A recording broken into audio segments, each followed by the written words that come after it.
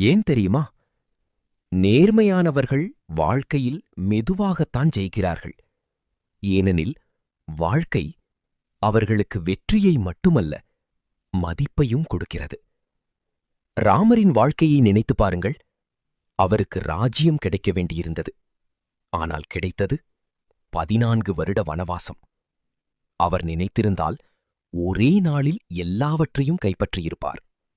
ஆனால் அவர் ஒரு விஷயத்தை மட்டும் விடவில்லை: நேர்மை. அதனால்தான் இன்று வரை ராமர் ஒரு ராஜாவாக இல்லை, ஒரு தர்மத்தின் அடையாளமாக இருக்கிறார்.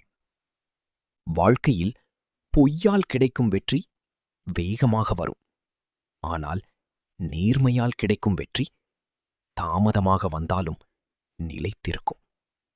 அதனால் இன்று உன் வாழ்க்கை மெதுவாகப் போகிறது என்று கவலைப்படாதே. நேர்மையாக இரு. ஏனெனில் தாமதமாக ஜெயிக்கும் மனிதரை வாழ்க்கை ஒருபோதும் தோற்கடிக்காது.